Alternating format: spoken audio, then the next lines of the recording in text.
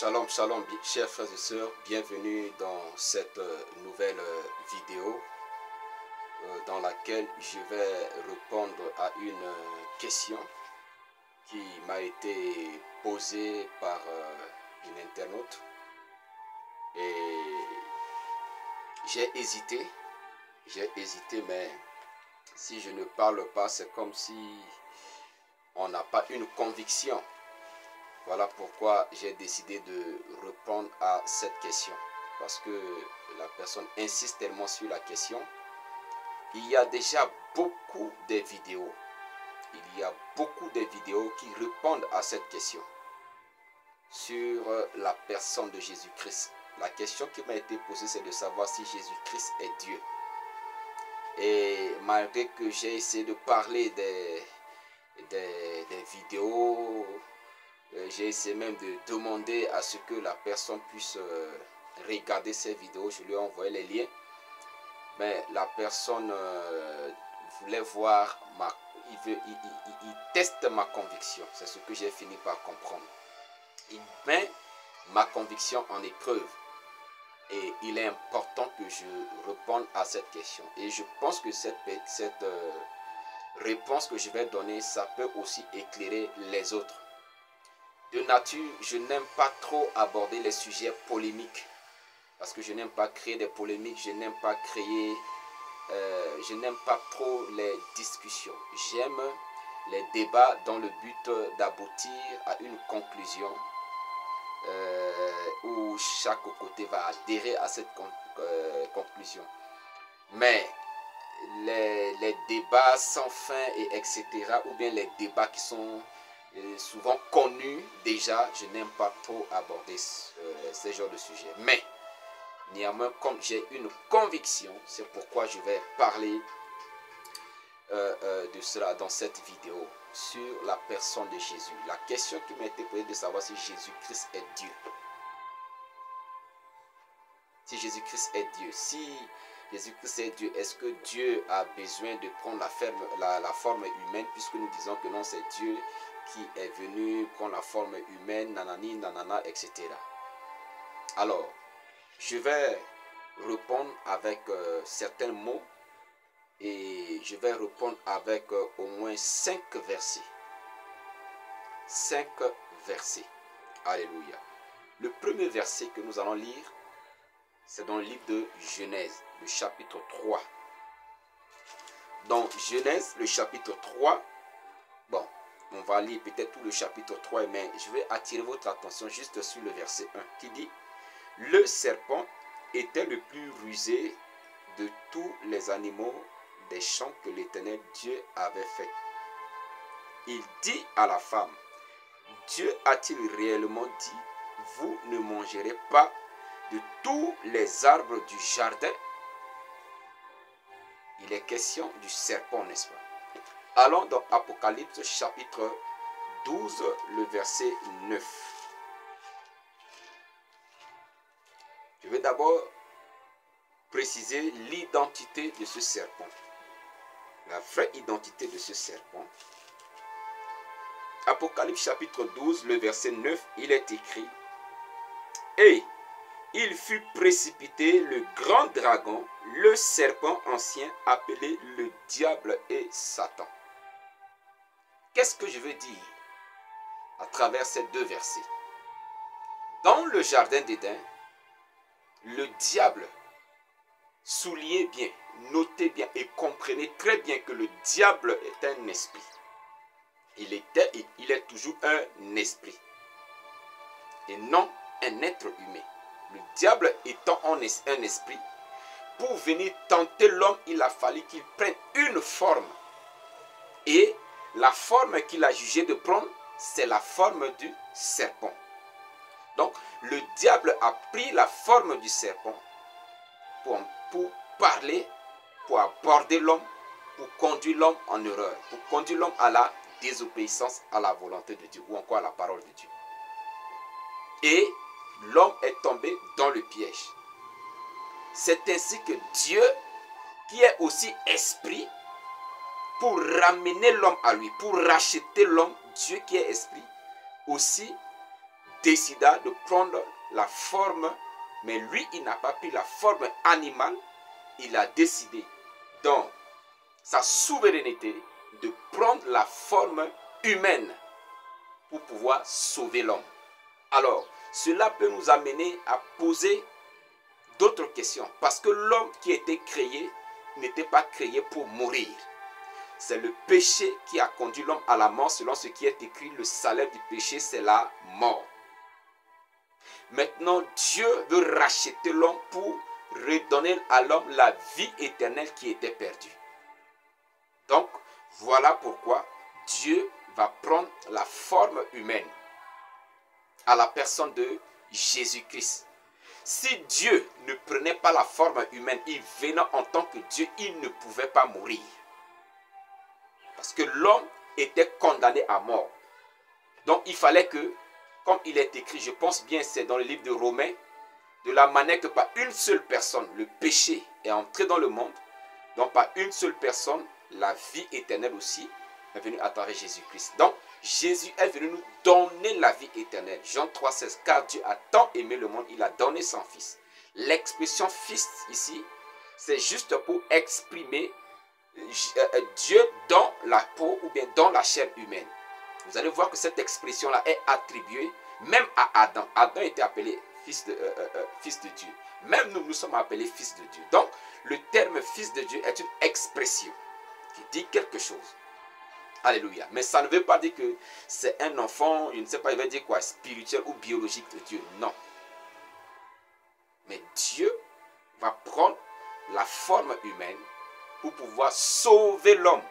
Parce qu'il fallait mourir à la place de l'homme. Il a déjà condamné l'homme à la mort.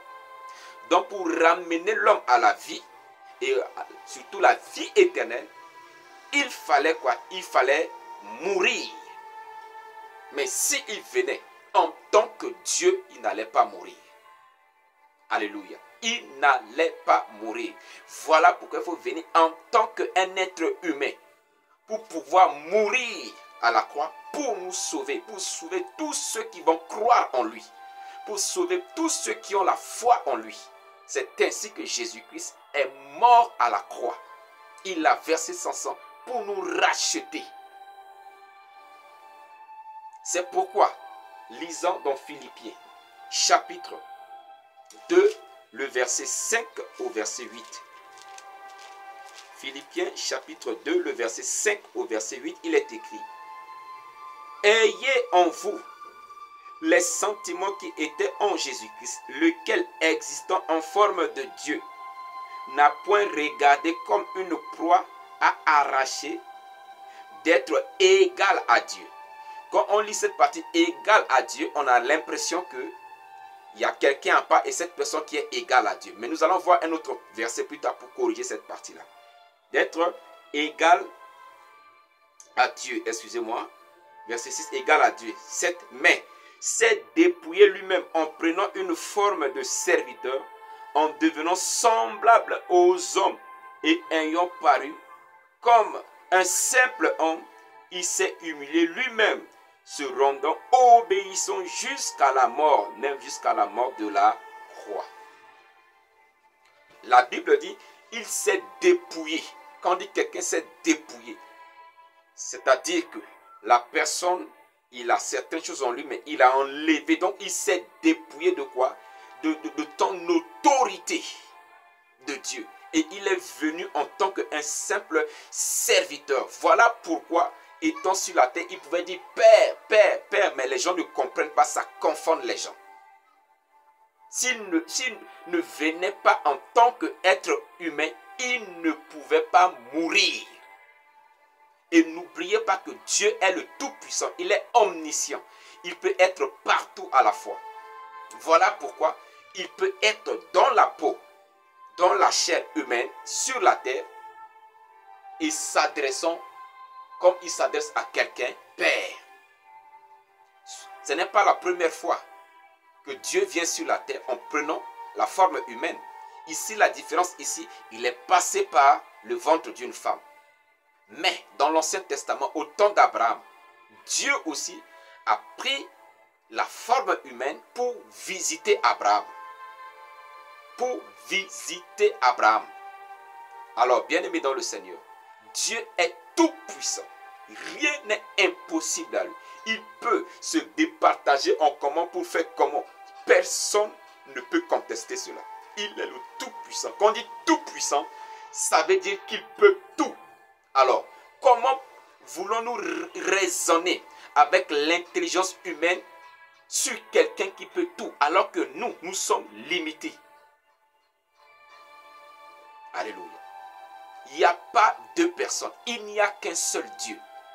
Donc, ceux qui pensent que non, il y a Dieu à part, Jésus, le Fils à part, ils sont dans l'erreur. Parce qu'il n'y a qu'un seul Dieu. On dit semblable à Dieu.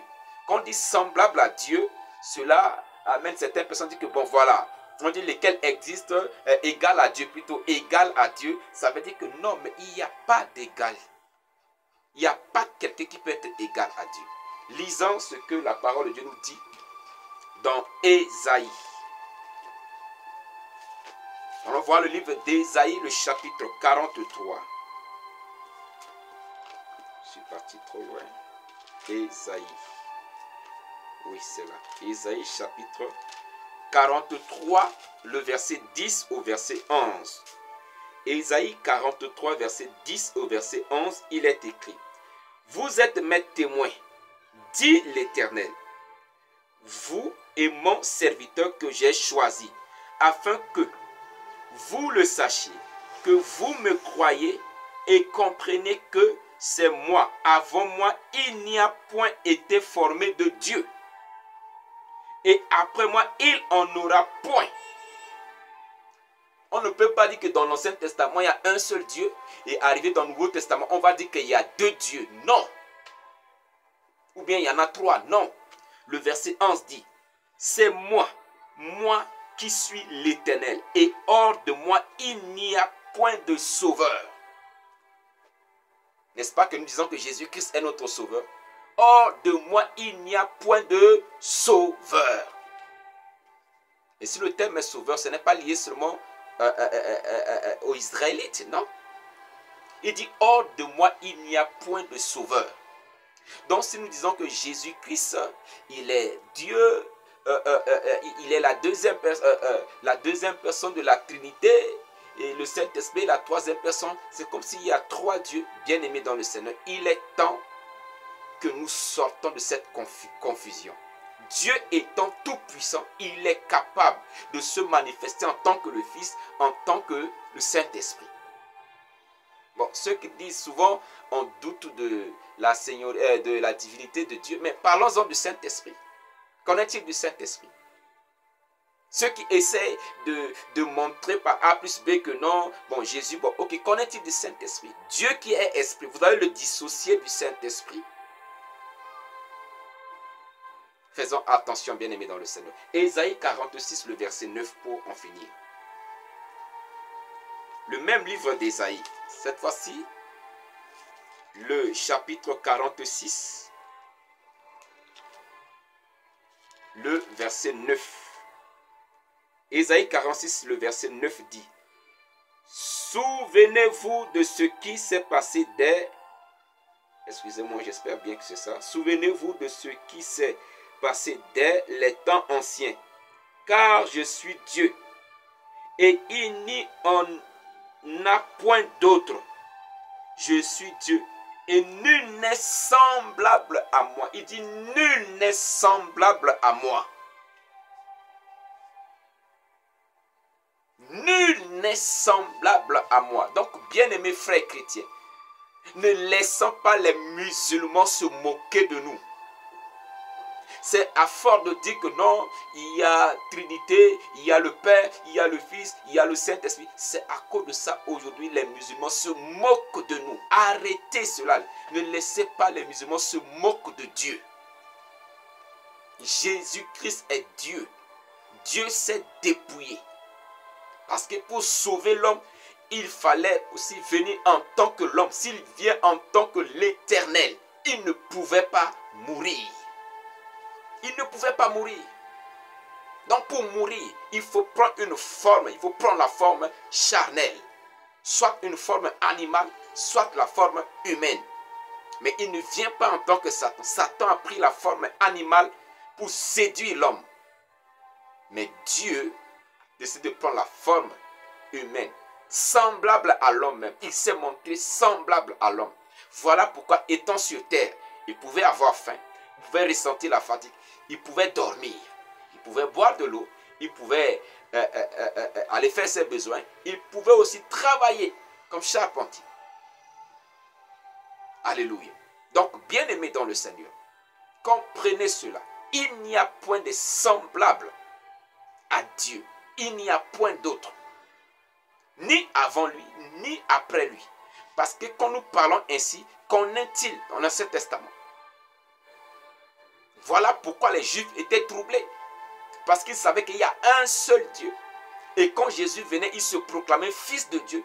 Ils ont compris que Jésus se proclamait Dieu.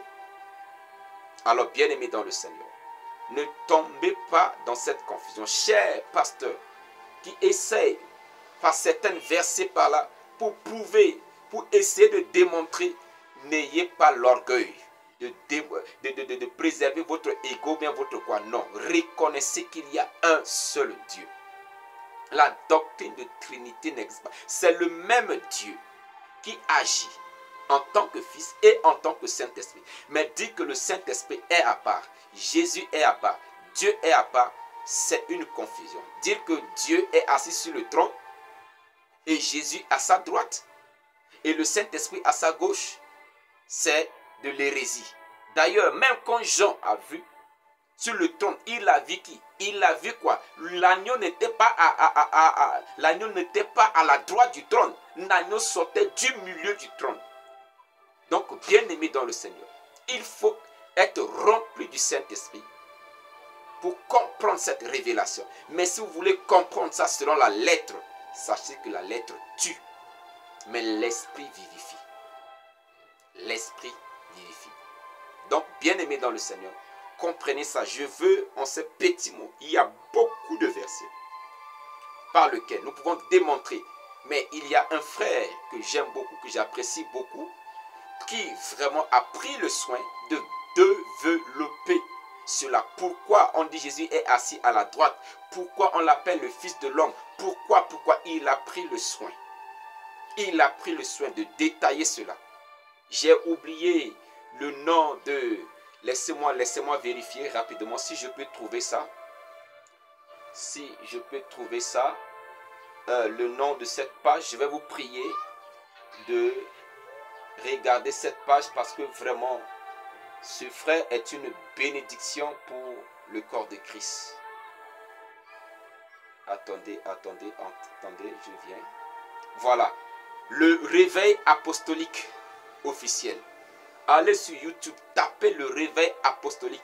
Tout ce que vous voulez savoir, tout ce que vous voulez connaître sur la divinité de Jésus, vous aurez toute la réponse. Et c'est un frère qui est toujours disponible. Donc ce frère, il peut, si vous avez des questions, il peut répondre. Ça ne veut pas dire que si vous avez des questions à nous poser, nous serons toujours là. Alléluia. Mais il faut reconnaître les grâces que Dieu a accordées à chacun de nous. C'est un frère que j'aime beaucoup. Je suis en train de voir si je peux trouver son nom. Supportez-moi. Voilà, je suis en train de voir si je peux trouver rapidement son nom. Je pense que c'est Fabrice, hein, entre Fabrice ou Brice. J'ai oublié son nom, je vais voir si je peux trouver ça. Mais le plus important, c'est le nom de la chaîne. Le plus important, c'est le réveil apostolique officiel. C'est le nom de la chaîne YouTube. Toute question que vous avez, il a fait plus de vingtaines de vidéos sur la divinité de Jésus-Christ. Excusez-moi. Je pense que c'est frère Fabrice, si je ne me trompe pas. Ça doit être frère Fabrice. Fabrice. Amen. Mais ce qui est plus important, c'est le nom de la page. La page est intitulée « Le réveil apostolique officiel ». J'aime beaucoup cette page. Ça va vous ouvrir davantage les yeux sur la divinité de Jésus-Christ. Alors, que Dieu vous bénisse Que sa grâce vous soit multipliée en Jésus-Christ. Shalom à vous.